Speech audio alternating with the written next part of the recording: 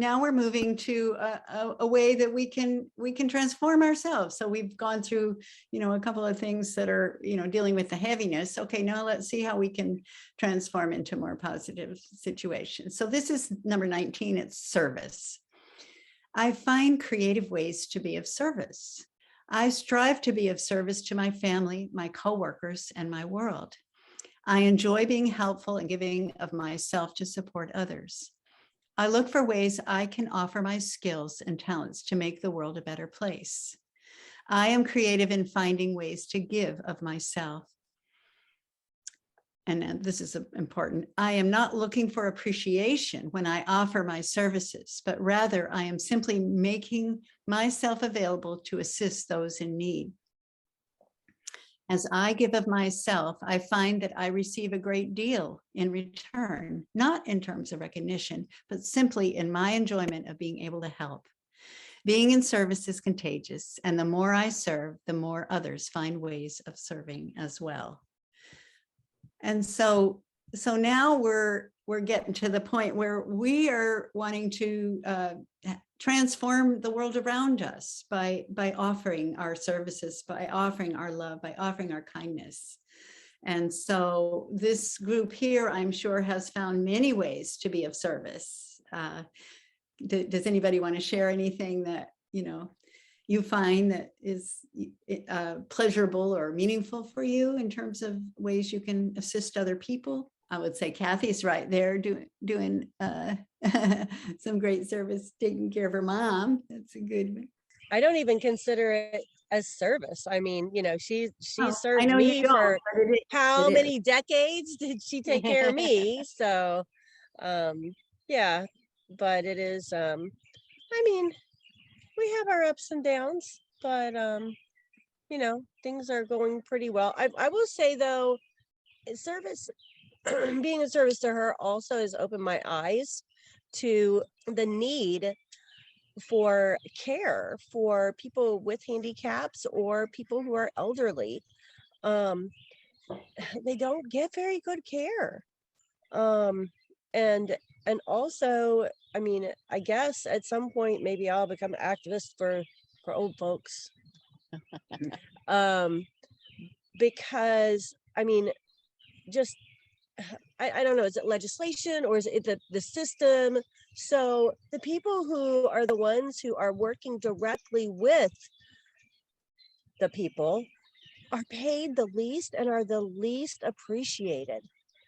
And the people who get paid the most waltz in now and then and, say this or that or blame somebody because something's not done correctly and waltz right back out.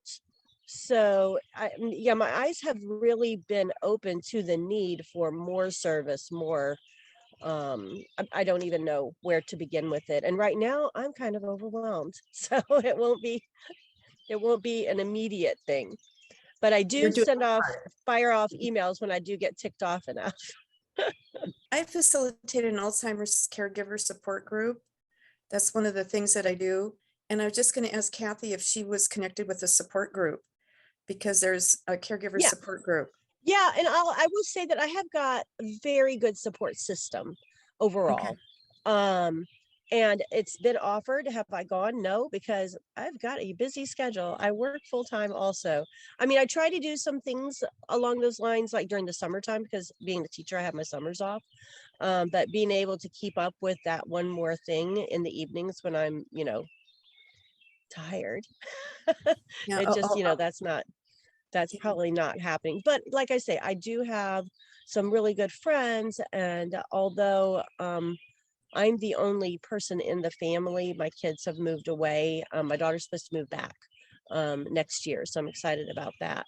And my brother also, they still, have phone calls and video chats and help me spy on her on the nanny cam sometimes if I have to do this or that, keep her company so we can see each other and they can let me know.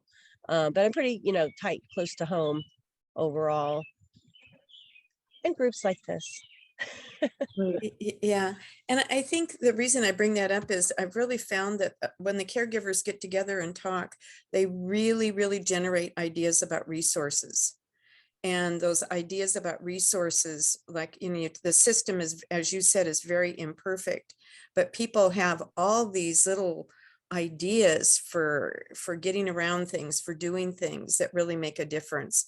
And there are some online support groups where you can kind of do it as your schedule allows. So anyway, just to say that it can be a nice resource, but I totally get it that you're one busy woman with a big schedule.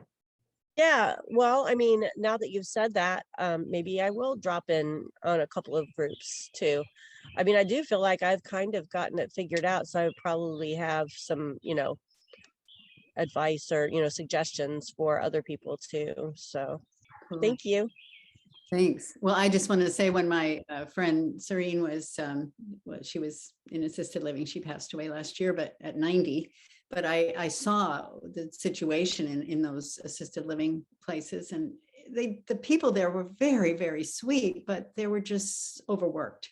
And I just realized something as simple as visiting a person in a home or in a hospital, or, helping people like that, Were you going to say something, Laura? I see your hand on the button. No. Anyway, so there's all kinds of ways we can be of service. And I wanted to mention about the line in here. I'm not looking for appreciation when I offer my services. So that's something I need to always watch myself, that I'm not doing. Oh, somebody said, oh, look at don't judge yourself. Don't worry about it, but just not doing this. Well, it's So just the whole concept of giving. You want to give Yeah. from your heart. You don't want to give because then you want somebody to give back to you. That's all. It's just a simple thing, but don't judge yourself.